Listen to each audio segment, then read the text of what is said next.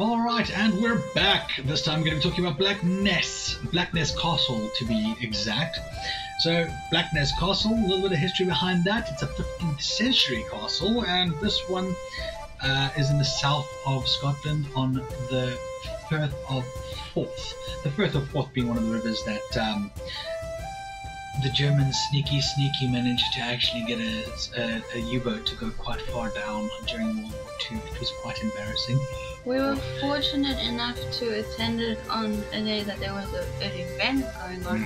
So you'll see like random little cannon firing things that we managed to get as well, where they reenacted bits of a battle. You won't see the medieval section, but you'll see much of the castle, and this castle is rather impressive actually for its size. I mean, I was actually quite blown away by how big this castle actually is, because it comes in two sections. There's an outer wall and an inner wall.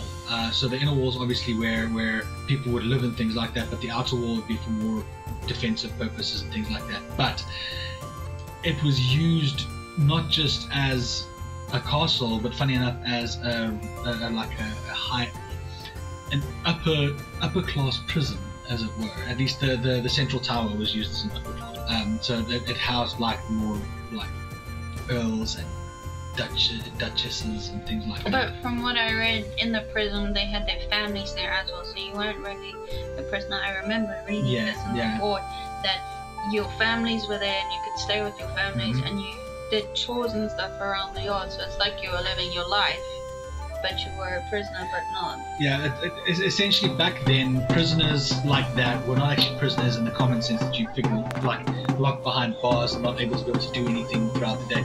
They were allowed to actually even travel about 3 miles away from the castle. They just had to be back before curfew. That was it. So it wasn't. They still lived in a rather luxurious life, as it were, which is kind of funny actually. But yeah, so the fortification itself was built between 1534 and 1540, and had actually been damaged quite a few times before, obviously during specific battles. I know that Robert the Bruce actually also had to defend the castle once or twice. And guess what? Mary Queen of Scots visited this castle too. No, the garrison of the Blackness remained loyal to her during the abdication of the throne. Yeah, but she still visited the castle. There were points where inside where you can see that they said that she had visited the castle. Okay. So it's quite interesting. But yes, you're right that the garrison that was there at Blackness Castle actually remained loyal to Queen Mary, so that and didn't want her to abdicate the throne essentially. Now this castle was actually used right up until the end of World War II. They actually still used it as a defensive structure all those years later. They used it as basically one of the guard posts to protect against sea raid in case there was a sea raid from Germany. So as I mentioned earlier, the Germans sneaky the U-boats quite far down the Firth of Forth. It went unnoticed for a very long time going down the river until it finally got noticed by, I can't remember, someone.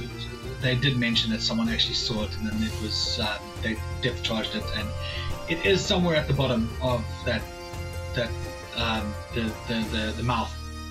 We just don't know where, and it's very deep. Okay, so no one can really go and dive down there to see, so they don't know exactly where it is. But it's just a nice bit of information that you can see there. The water draws out quite far actually. I know that you guys won't know this, but the water will actually draw out quite far before it comes back in again. So they've got a dock that you can go all the way out on, and the ships obviously used to come in and restock their military ships obviously. And they would restock and then build themselves up and get ready for the next battle and so on and so forth. So that was actually quite cool as well. I know the information is very lackluster, but we're not going to give you all the information. This is what Wikipedia is there for you. You guys can use Wikipedia. Some random interesting things for those of you who like movies and TV series. Yes. Parts of the castle has been used to film various different things, such as Hamlet, that was done in 1990. The Bruce, which was done in 1996. The science fiction movie Doomsday.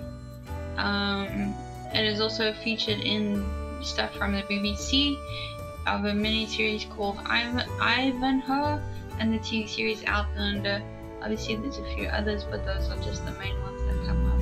Yeah, there was also there's this biographies and things like that where they showed also. But yeah, guys, we hope you enjoyed this. This is also not a very long one. We try not to make it as long. Once again, thank you so much for watching and listening. I hope you enjoyed this tiny little history, a little bit of history. And if you want us to do it again, please tell us where you want us to go.